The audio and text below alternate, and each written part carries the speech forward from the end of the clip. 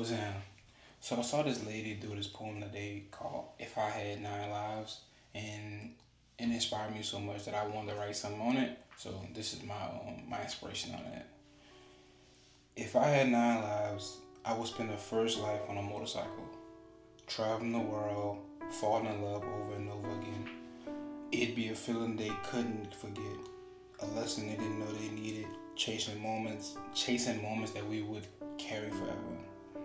Then, on my last day, lost in a daydream, reminiscing about everything, it all ends. For my second life, I will move to New York and become a famous photographer nobody knows. I will live in a house hidden from the world. People will recognize my work but never my face. My best work will come at 2 a.m. when people are asleep but the city's alive.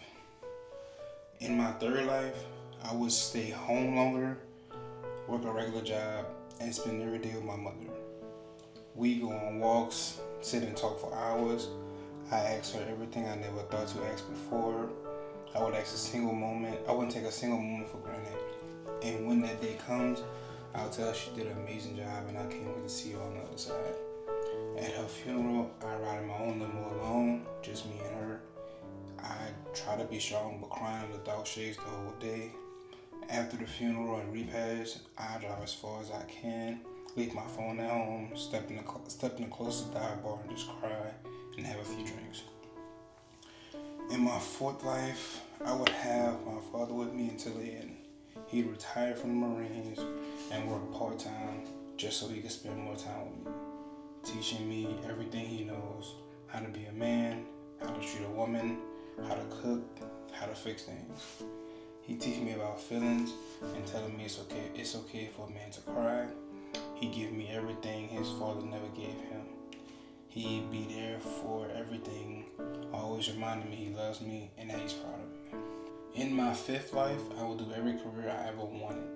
I ride on the back of a garbage truck because it looked fun as a kid. I step into corporate America and be unapologetically black every day. I'd be a mechanic and fix things with my hands, a tour guide in Vegas, a security guard at the strip club, work at Crumble Cook in the mall, volunteer to be a firefighter. Every time I get tired, I just walk away and start something new. And then when I'm finally done working, I move to Japan, find a beautiful woman, get married and have kids. In my sixth life, I will fall in love with the wrong person. I give her everything she always needed and suffer in silence. I wake up every day pretending I'm happy. I write stories about my true feelings and publish them under a woman's name, watch her fall in love with my words, then hate the person in the story, not knowing it's her. I find a little happiness in knowing she's trying, but it will never be enough. I could never leave her because she will fall apart, so I sacrifice my happiness for hers. In my seventh life, I will give my life to God. I open a small church in my hometown, give back to my community. I will lead with love and forgiveness and the Word of God. I will build a place where people feel seen, heard, and never judged. And on my dying bed, the Lord will come to me and say, "Well done, my son." In my eighth life, I will fuck up. I'll do everything wrong, make all the mistakes.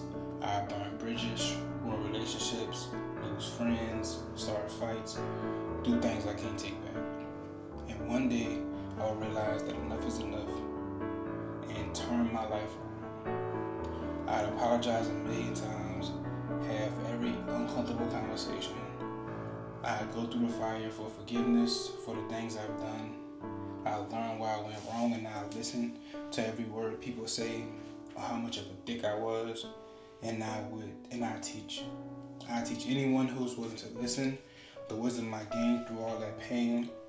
And lastly, I pray people take heed to what I'm telling them, and they don't have to learn the hard way like me.